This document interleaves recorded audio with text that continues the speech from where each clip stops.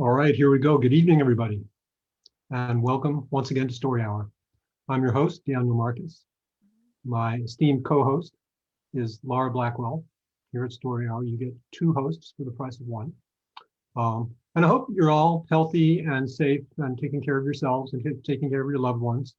For us Californians, allegedly, we've opened the state up. I'm a bit skeptical, but I'm also extremely happy and relieved. We started Story Hour, as some of you know, in the middle of lockdown last year. And my intention was really starting with just some fellow writers to share our writing with each other and build some community in a really challenging time. And it kind of took off. Very soon after I started, Laura joined me in co-hosting, and it's really grown to something much sort of larger than I expected. I'm really happy with that.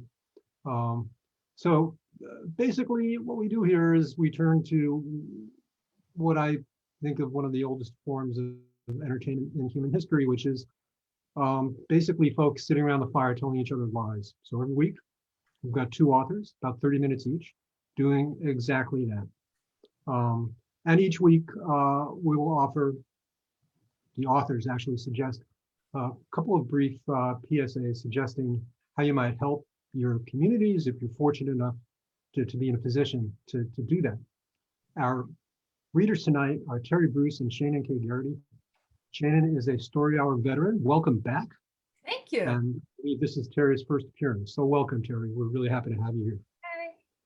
Thank you. Shaenon is reading tonight for the Cartoon Art Museum. It's cartoonart.org. It was founded in 1984. The Cartoon Art Museum has something for everyone, from comic strips, comic books, and anime to political cartoons, graphic novels, and underground comics. At the Cartoon Art Museum, people of all ages can view original cartoon art exhibitions and screenings, produce their own comics and animation at classes and workshops, research into their collection and library, and mix and mingle professional and aspiring cartoonists. This institution houses about 7,000 original pieces in the permanent collection and attracts over 30,000 visits annually. So worthy cause, check it out. Terri is reading tonight for the SPCA of Hancock County, Maine, spcahancockcounty.org. So the SPCA of Hancock County does what SPCAs everywhere do. It's an independent, nonprofit organization that's dedicated to promotion of animal welfare, to the protection and sheltering and placement of companion animals into responsible, loving homes, to humane education in the community, and to local, state, and national animal advocacy. So check that one out as well. So let's get started. We're going to start this evening's program with Shaenon. Shaenon K. Garrity is an award-winning cartoonist and science fiction writer, best known for the webcomics Narbonic and Skin Horse. She also works as a manga editor for Viz Media.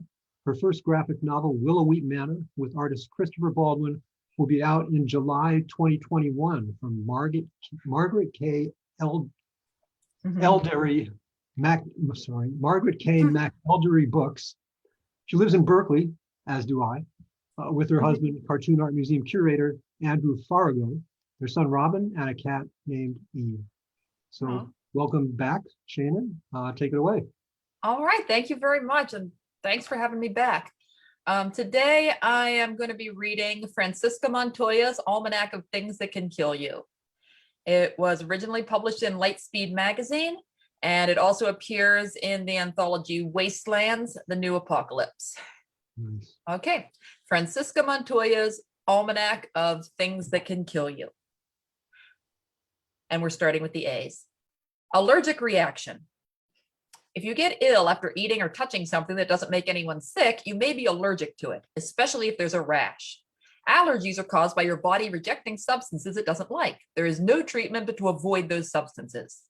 Fortunately, only a few types of allergies can kill you. Nut allergies, for instance, bee stings. But I imagine most people with fatal allergies to common things have died by now.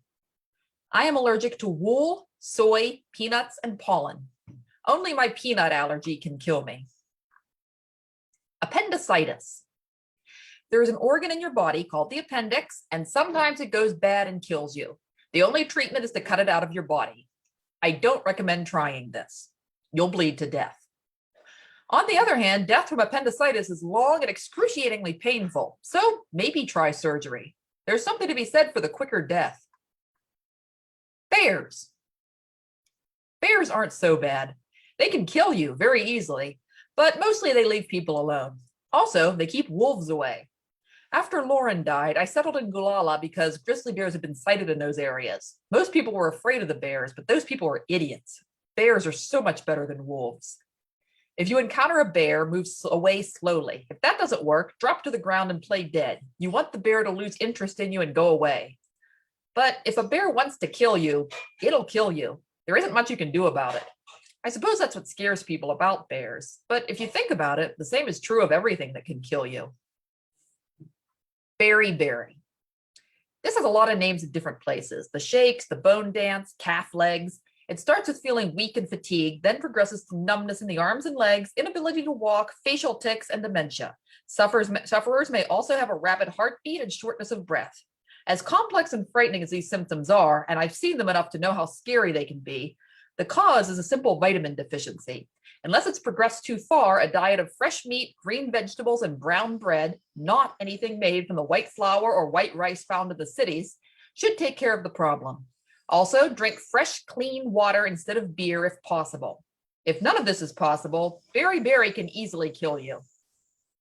As we traveled up the coast back in my traveling days, Lauren and I started to see more and more stick-thin sufferers of berry, sometimes even in the larger settlements, and we were told more and more often that our diagnosis was useless.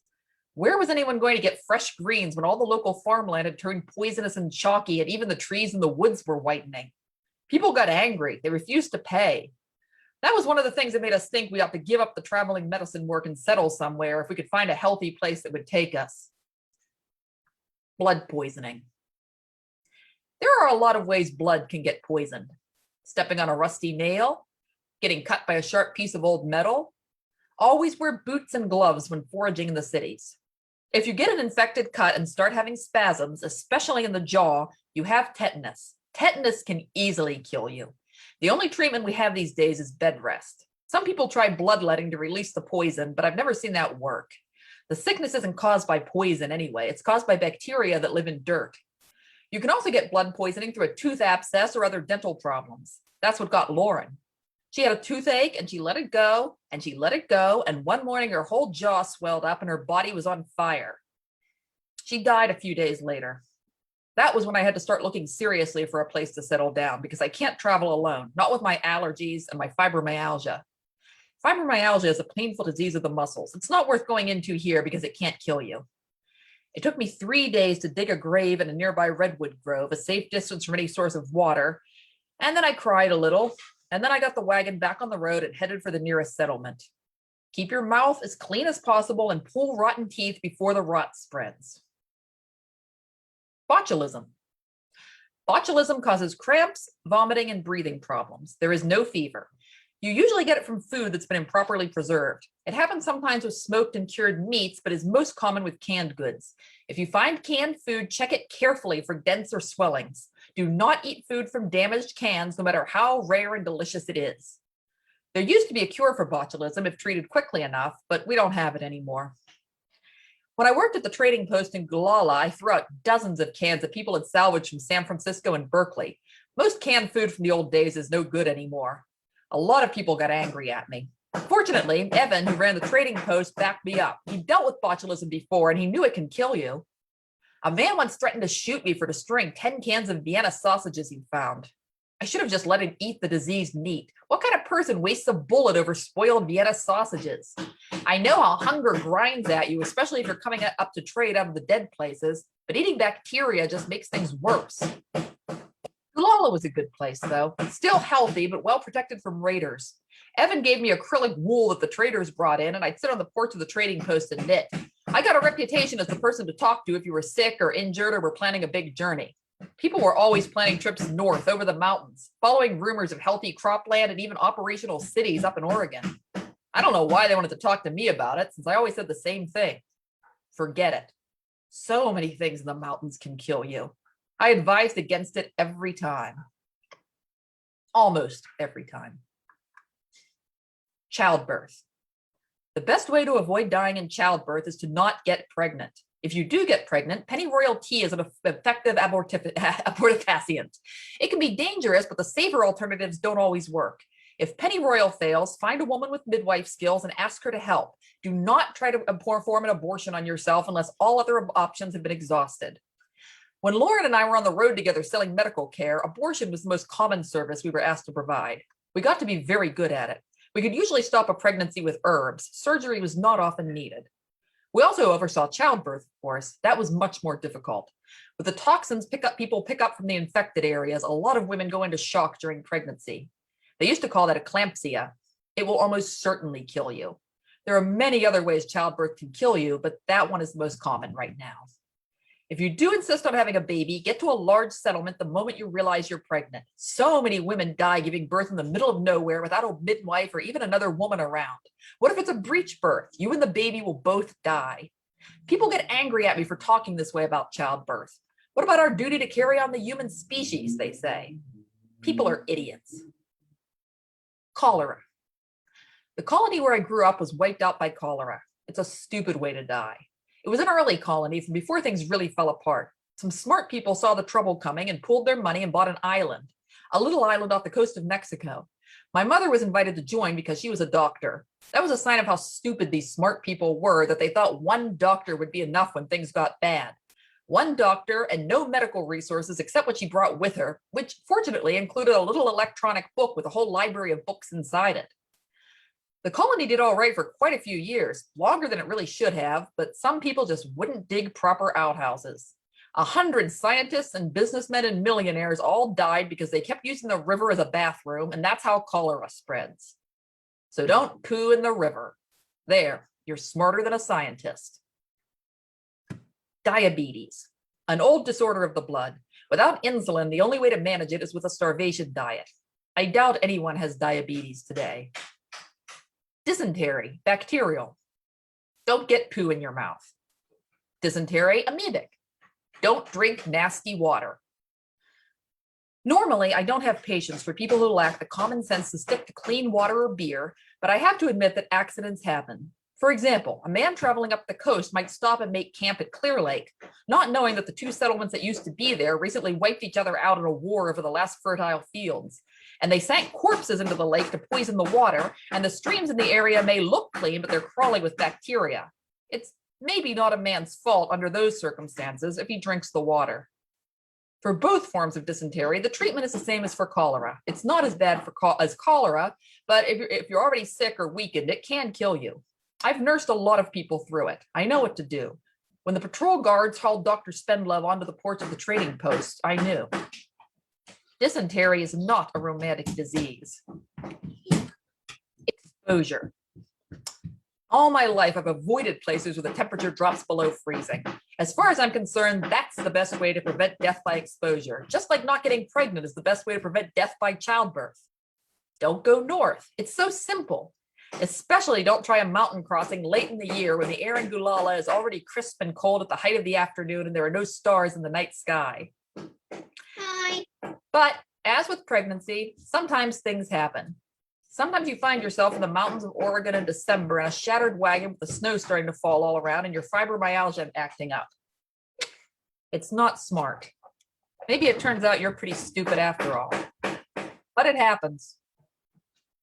If you're caught outside in the cold, the first thing to do is build a shelter. Put pine needles or other cushioning between yourself and the ground because the frozen earth sucks out heat. Get out of the wind and into some kind of insulation. Straw is good. I could use a pile of straw. Share body heat. Feral dog packs.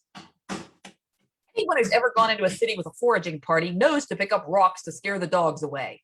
Because most dogs will slink away at the first hint of a threat, people often underestimate the danger of dog packs. People are stupid. They worry about bears and snakes and so on, but when you get down to it, truly wild animals are glad to ignore you. They don't care about humans. Dogs care, and they know us. Not all dog packs are scared little clusters of skinny sucker dogs. Some are big and organized and know how to hunt. And I've seen normally harmless packs turn dangerous when fighting each other over territory. So play it safe. If you hear barking, turn and walk the other way. People ask which are worse, dogs or wolves. Don't ask questions like that. If you're smart, you'll never know. When Dr. Spenlove was a boy, he had a dog as a pet. Its name was Jacob. He talked about it when we sat around the fire at night watching the trees for movement. Nights like these, we could use a warm dog at our feet, he said. I've read books with that kind of thing, but it's hard to picture. Foraging. Lauren and I were good at foraging. Summer and autumn up in the Berkeley Hills, foraging all day and cooking in the granite countertop kitchen of some abandoned house at night. Those were the best times. With all that I'd memorized from my mother's little electronic library, I knew what to gather and what to avoid. Without a library, it's harder. You have to be careful because lots of things that look good can kill you. It's as true with food as it is with the rest of life.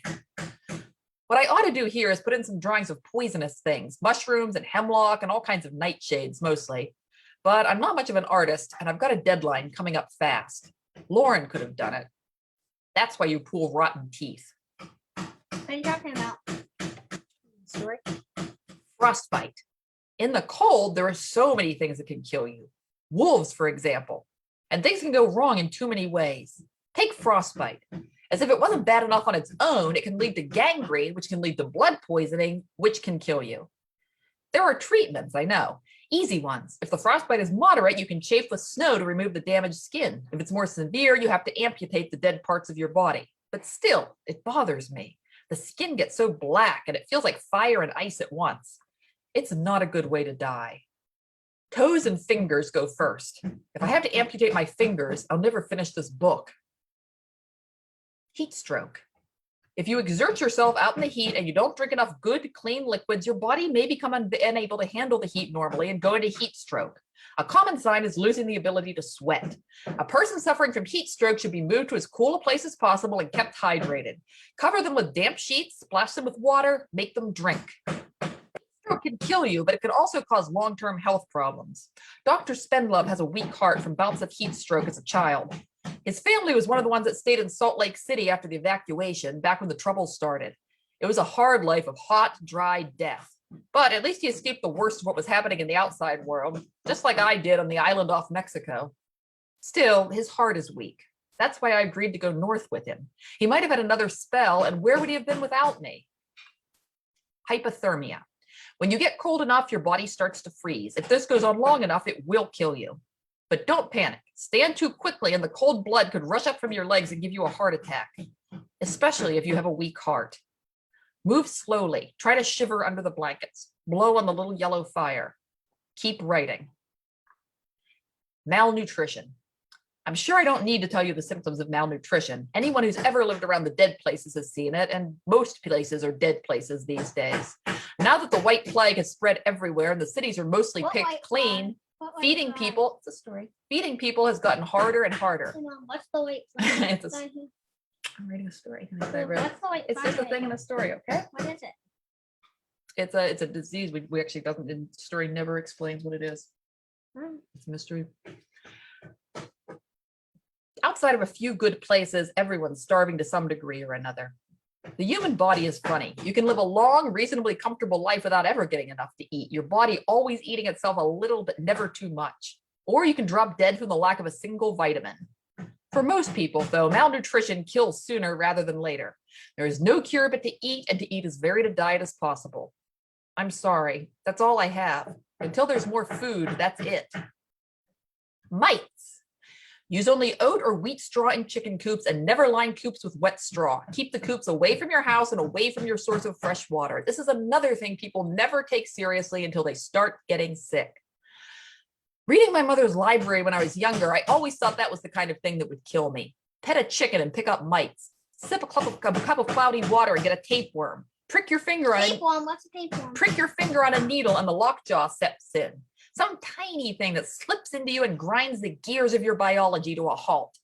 I am a small, quiet person. I am made for a small and silly death.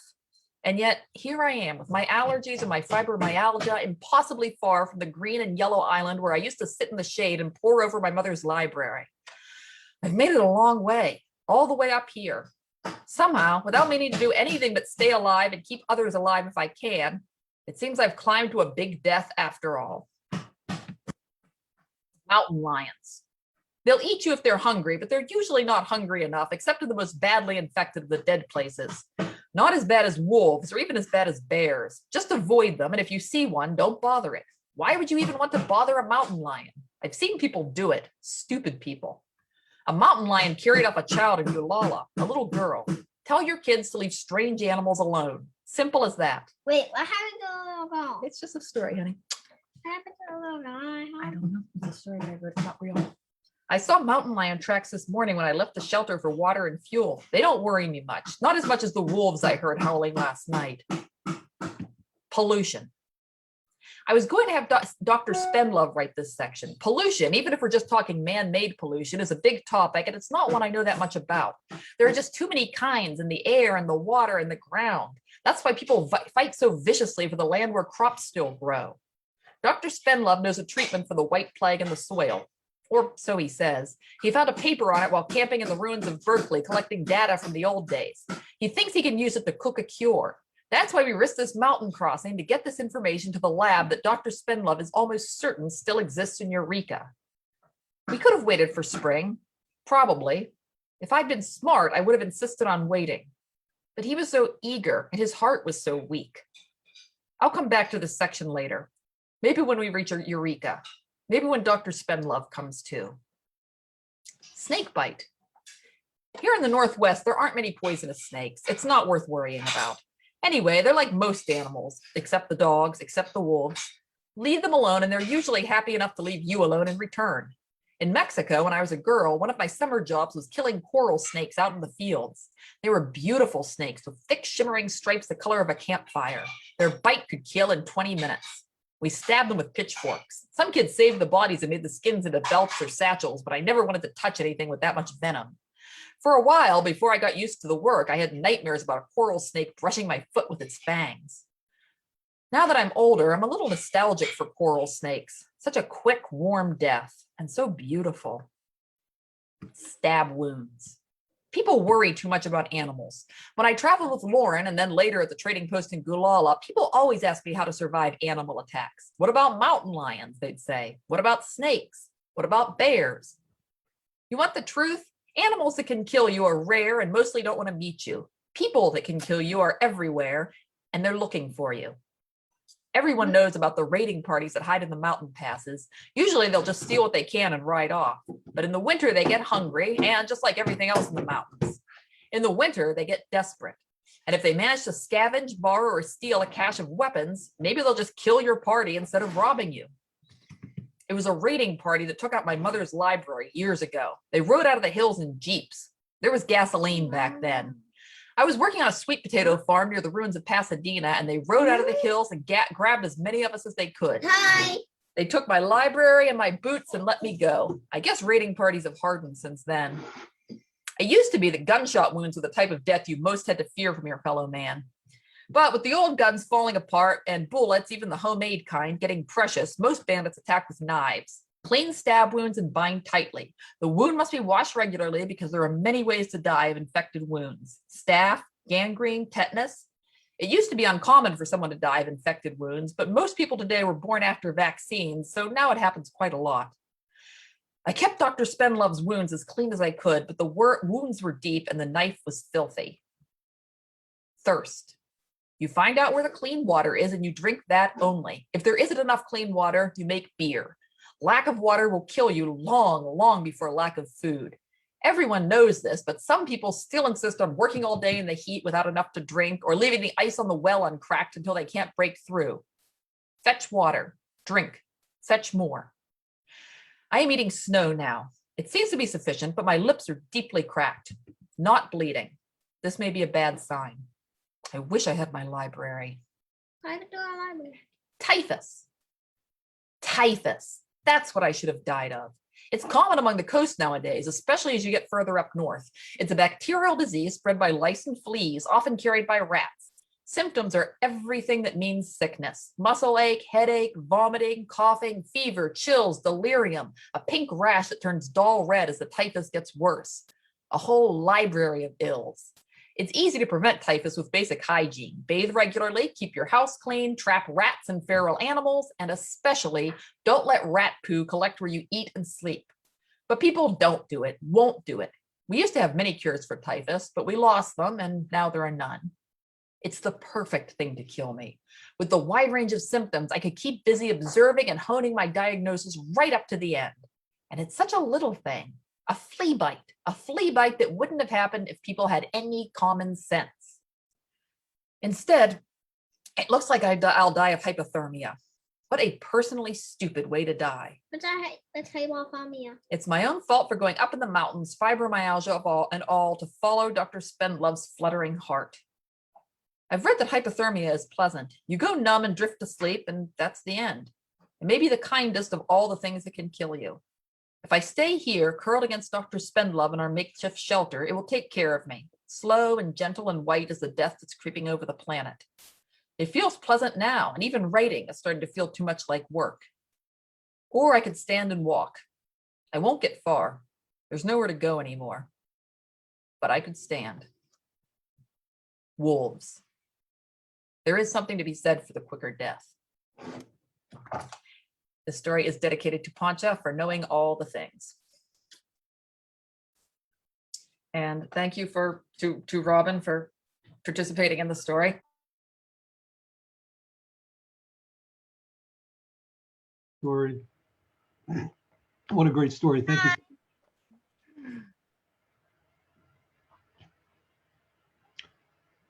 As is our wont, we're going to pause for a moment between authors just to let the work sort of sink in. In the propeller head industry, we call that context switching. Man, that was great. All right, thanks again for coming back, Shaenon. Terri Bruce is our next author. She is the author of the paranormal contemporary fantasy Afterlife series, the speculative fiction short story collection Souls, and numerous short stories in various anthologies and magazines. Like Anne Shirley, she prefers to make people cry rather than laugh, but she's happy if she can do either. She produces hard to classify fantasy and science fiction stories that explore the supernatural side of everyday things, from beautiful down east Maine, where she lives with her husband and several cats. You can visit her on the web at www.terribruce.net, TERRIBRUCE.net. Terri, take it away. All right. Well, that's a hard act to follow, Shaenon's story there, but we'll. I think I'm going to be making people laugh tonight instead of cry. My forte. I'm going to be reading from Where After, which is the third book in my Afterlife series. The fourth book will be out next year. And this series is about a woman who dies and gets stuck on Earth as a ghost and is trying to figure out how to get to the afterlife. The only person that can see her is a 14-year-old boy who learned how to see ghosts from a book he found in his school library. At the end of the first book, Irene, the woman who died, crosses over to the afterlife. And in the second book, we follow Irene in the afterlife. And we don't know what happened to Jonah, the boy who could see her. So starting with the prologue to Where After, which picks up with Jonah's story and what happened to Jonah after Irene left. The tiny brass bell over the magic shop's door jingled as Jonah Johnson crossed the threshold. Without intending to, he held his breath. Perhaps the shop had changed, or maybe it wasn't the way he remembered it. Maybe, despite the sign over the door declaring it to be Madame Majika's shop of mysteries, Madame Majika was no longer here. God, he hoped not. He'd exhausted almost all other avenues. One quick survey of the small store's crowded and dimly lit interior, however, instantly alleviated his fears. He smiled as he closed the door, and the overpowering scent of sandalwood incense hit him. Though it had been nearly 3 years since he'd last been here, the shop looked exactly as he remembered it. Typical occult paraphernalia, crystals, tarot cards, incense, crystal balls, and the like, crowded every available surface. They were crammed on the dingy white laminated countertop that ran around the perimeter of the room, overflowing from the various knick-knack tables, wooden bookshelves, and display cases that fought for floor space and dangled from curtain rods and light fixtures. Interspersed with the usual and expected items were stranger things like dried roots, small desiccated turtles still in their shells, and tiny vials of glittering jewel-toned liquids. Surely something in here could help him. Whispers of memory tugged at him and a wave of melancholy hit him. When he'd last been here, with Irene, the ghost woman he'd helped to cross over to the other side. Irene. Just as quickly as it arose, the nostalgia was replaced by the ever-present anxiety and dread that aided him. It had been a month since Irene had inexplicably cut off contact. A month, and he was no closer to finding a way to contact or locate her. A voluptuous woman of indeterminate age, neatly dressed in a tailored suit of dark emerald green and with a hint of the Mediterranean in her dark features and hair, bustled through the bead curtain hanging in the back of the shop. Jonah's smile returned. Madame Magica was still the same, too. "Sale today, 25% off," the woman sang out as the swaying beads knocked together behind her. She stopped short, recognition lighting up her face. "My dear," she cried with delight. "How are you? So good to see you." "You remember me?" Jonah asked. "Of course I remember. I never forget a face. The boy who can see dead people. It's been such a long time. How have you been?" It had been a long time. 2.5 years to be exact. He could account for every second of that time, too. A 1.5 years of gut-wrenching loneliness after Irene had crossed over, followed by 8 months of letters once she had started writing to him from the other side, followed by 1 month of agonizing silence after she had inexplicably cut off contact. "I'm good." Unbidden, images flashed through his mind. A burning lake of fire, snarling black-bristled beasts with long claws and even longer teeth, grotesque demons with too many eyes and mouths peeling the flesh from human victims, and in every scene a red-haired woman sobbing in pain and terror, crying out to him for help. He tried to shake the images, but it was futile. They haunted him day and night, awake or asleep. "And your friend, the ghost woman, how is she?" Madame Magica clucked reproachfully as she ushered Jonah toward one of the stools flanking a pub-style table in the back of the shop. "I've never seen such a difficult aura." Despite himself, Jonah's lips twisted into a wry grin. Difficult was certainly one way to describe Irene. However, despite the humor in Madame Magica's word choice, a lump constricted his throat when he replied, "She crossed over." "Oh, interesting. I didn't expect that. Well, it's for the best, I'm sure." Jonah's grin disappeared, replaced by a scowl, and the ever-present guilt roiled in his belly. Best would be if she had stayed. Best would be if she were here, where it was safe. Best would be if she were around, where he could talk to her. "Actually, that's why I'm here." He reached into the front pocket of his jeans, pulled out the carefully folded flyer tucked there, unfolded it, and passed it to Madame Magica across the table. On the flyer, a smiling Madame Magica waved a hand over a crystal ball. Thick black words proclaimed the peace of knowing your loved ones were safe and happy in the great beyond that could be gained from speaking to them through the services of a medium such as herself. "I want to arrange for a seance." A worried pucker creased Madame Magica's forehead as she looked at the ad. "I think we better have some tea." He didn't want tea. He wanted Irene.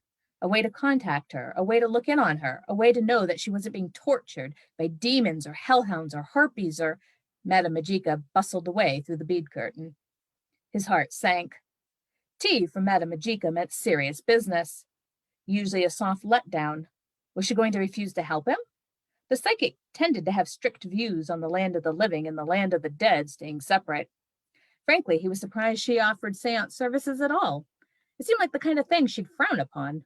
He wouldn't have come to her at all, except he knew she was the real deal. She could actually see dead people. He knew she wouldn't fake contact or try to cheat him.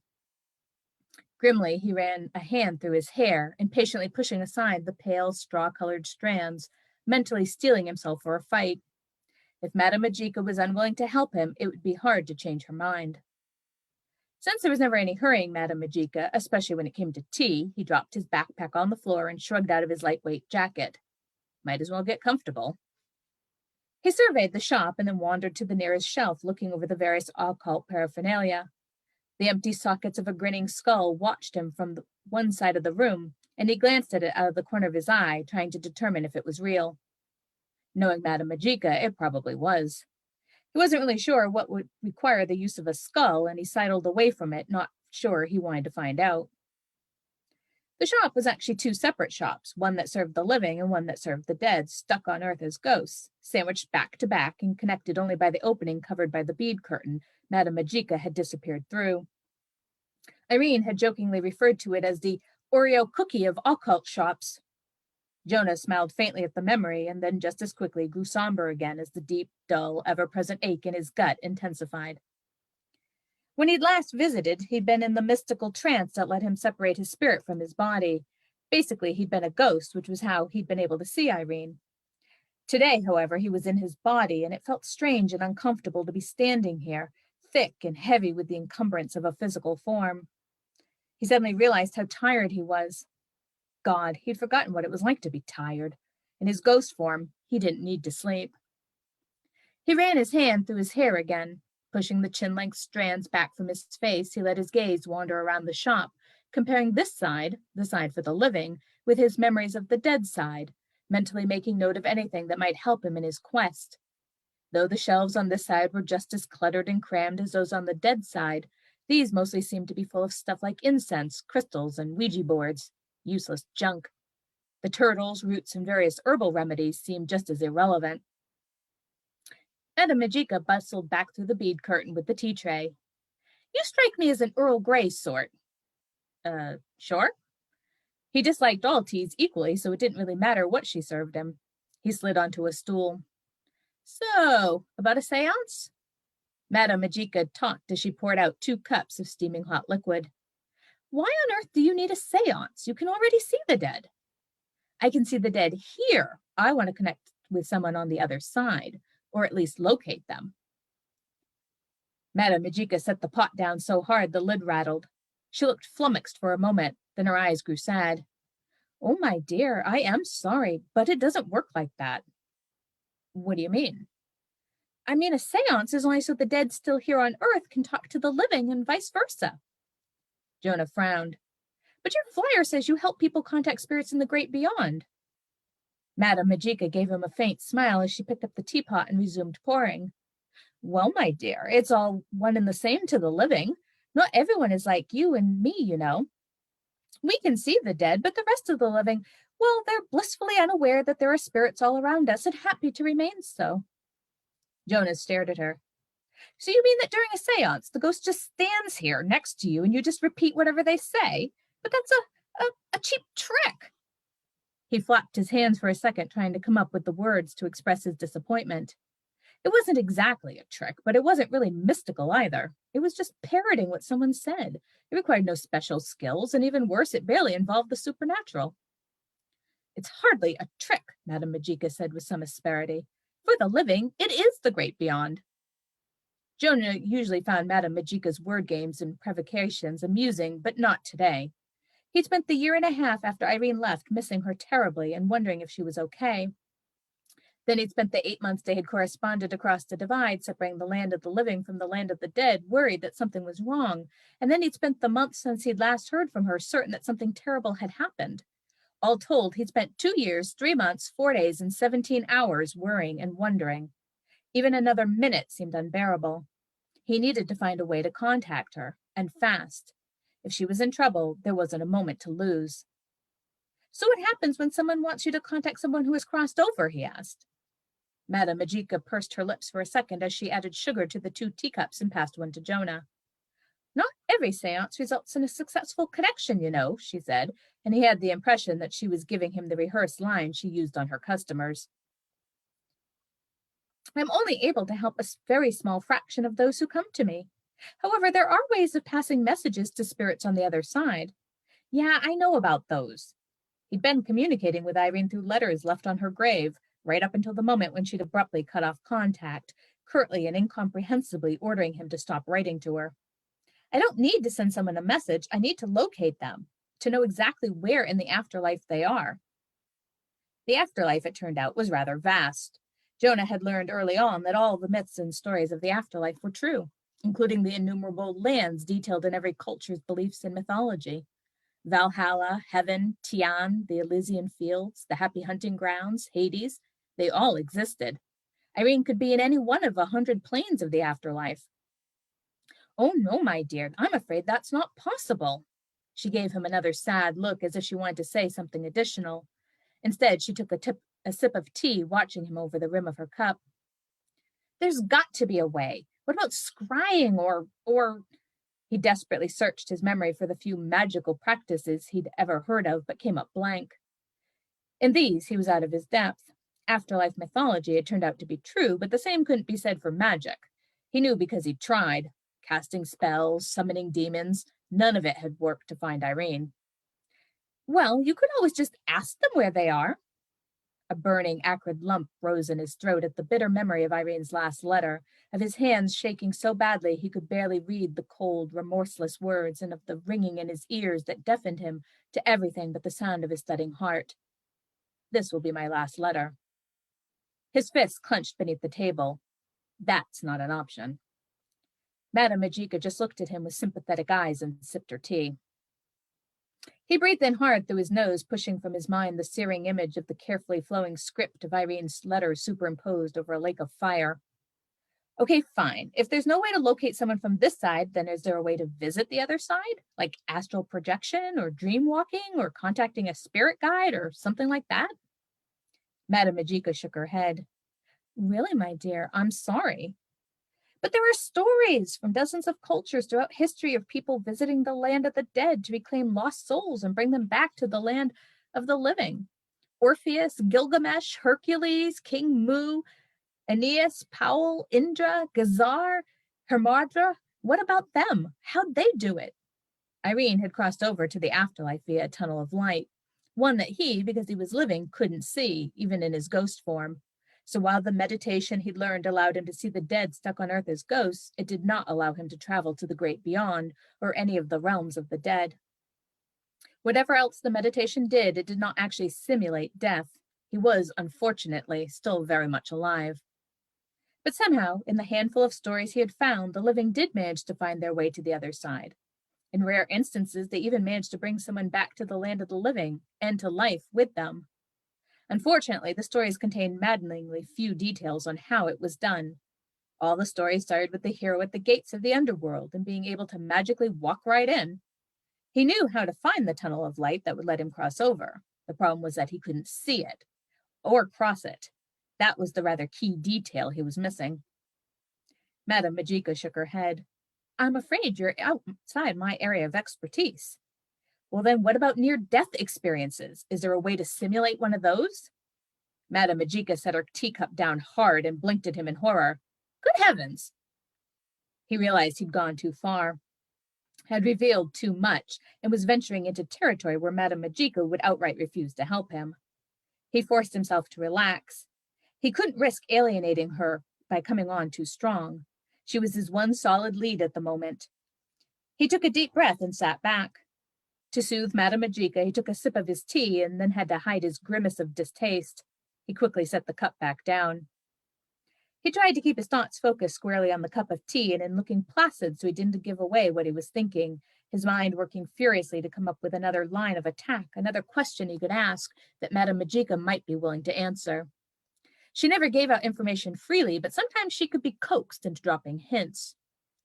The psychic gave him another pitying look, then brightened, though her smile seemed a little brittle, as if her gaiety was forced. But come, let us talk of more pleasant things. How are you? I'm fine, he said, desperately wishing he had Irene's knack for steamrolling over people's objections to get what she wanted. Look, what about... Really? You look a little tired. Are you sleeping well? I have the loveliest lavender powder to help with insomnia. Really, you should try it. She began to rise from the table. She was obviously trying to change the subject, to derail him. He grabbed her arm to prevent her from getting up. Are you sure there's nothing you can think of that might help? Madame Majika's eyes became a little less warm, and her tone was steely as she replied, Now really, I've told you everything I can. So she couldn't or wouldn't help. He unwrapped his fingers from her sleeve, defeated. Okay, fine, he said. absently already rising to his feet and reaching for his jacket as his mind jumped 3 steps to his next move. Look, I should get going. He grabbed his backpack from the floor. Thanks for the tea. Well, I'm sorry I couldn't be more help, Madame Majika said, her eyes dark and inscrutable, watching him closely. But listen, how about... Jonah gave her a thin smile. It's okay. Thanks anyway. He shouldered his backpack and headed for the door. The bell tinkled as he left. Once outside, he stood on the sidewalk, blankly watching the throng of people on the street. The shop, or at least this side of it, opened out onto a main street in downtown Boston, and the living bustled by on their way to work or to catch a train. Many talked on cell phones, gesturing wildly with their hands. He watched them, feeling numb and far removed from it all. These people got up, went to work, came home, watched television, ate dinner, did the dishes, then went to bed and did it all again the next day. It all seemed so boring, so pointless, and with every passing day, it all seemed even more pointless and dreamlike, as if everything in the ghost world was real and these people the ghosts. He slumped against the building and slid into a sitting position, not sure what to do next. A month since Irene had cut off all contact, and he was still at square one. Initially, after Irene had first crossed more than 2 years ago, he'd done as he'd promised. He had given up spending time with the dead, though it had been the hardest thing he'd ever had to do. He had never forgotten about her, though never stopped thinking about her. The moment she had entered the tunnel of light, he knew they'd both made a terrible mistake. She in going, and he in letting her go, or at least letting her go alone. That knowledge aided him day and night, always in the back of his mind, surfacing at night in his dreams. Soon, it was easier to just stay in ghost form where he didn't have to sleep, to avoid the nightmares altogether. But being awake wasn't always better, though. Whenever he saw the flash of a red dress or mahogany hair or a silver BMW, his heart would jump. She'd returned. She'd realized what a mistake it was to leave, and she'd come back. He'd get a job in an apartment, and they could live there, just the two of them. No parents to tell him what to do, no responsibilities for her. He'd keep her company, keep her from being sad that she was dead, and they'd go out exploring the ghost world every day, and everything would be okay for both of them. Whenever the urge to try and find her became almost overwhelming, he'd write her a letter and leave it on her grave. 1.5 years had gone by. Then suddenly, one day, a letter had arrived from Irene. She needed his help. It was almost as if she had never left. She was still the one person he could talk to, who didn't treat him like a kid, and she still needed him, needed his help. In fact, in her letters, she talked as if no time at all had passed since she had crossed over. She acted as if she'd only just arrived on the other side, and strangely, there was never any mention of what had happened to her in the 1.5 years she'd been gone. He'd wondered, hoped even, that maybe time worked differently on the other side. Almost immediately upon receiving her first letter, he'd suspected something was seriously wrong. Her letters were so careful, so guarded. She was hiding something, holding something back, and she was desperately trying to get out of wherever she was. Before she left, Irene had worried that she might be going to hell, or at least somewhere unpleasant, and Jonah was afraid she'd been right. What else would she hide from him?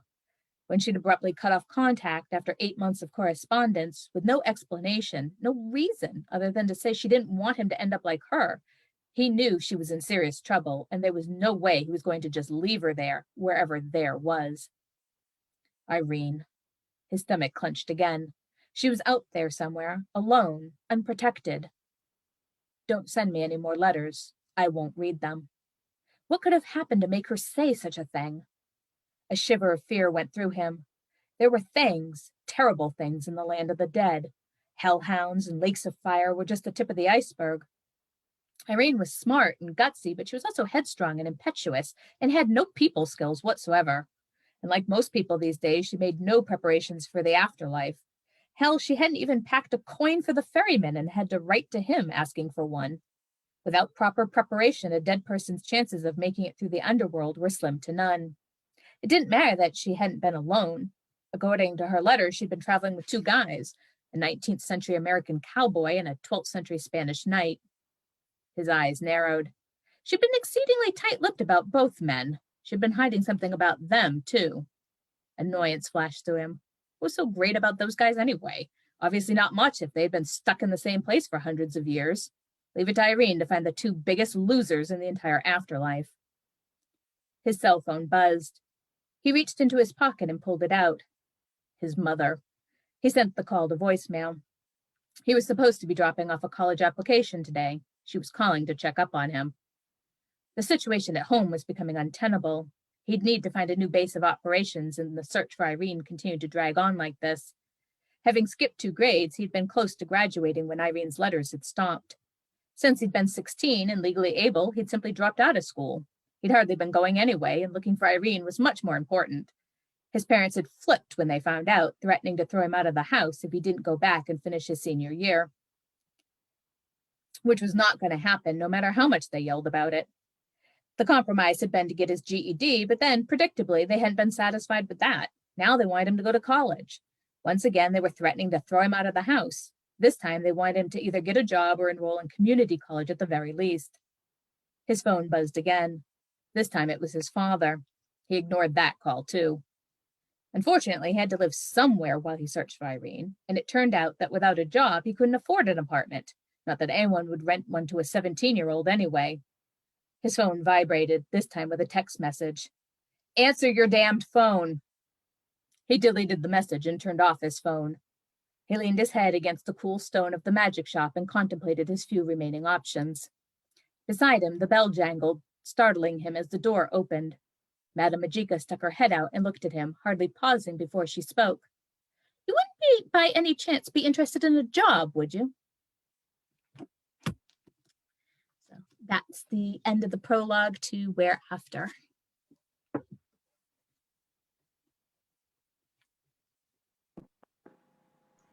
Thank you so much, Terry. That was great. Yeah, thank you. Again, we'll pause. Just let it all sink in for a moment. Well, thanks everybody for joining us for another week at Story Hour. I want to thank both authors tonight, Terri Bruce and Shaenon K. Garrity. Really wonderful readings. We really appreciate you joining us. I want to thank my fantastic co-host, Laura Blackwell. And all of you keep coming back and making Story Hour an ongoing thing. So stay safe, take care of yourselves, take care of each other. Next week we have Jordan Corella and Mina Lee.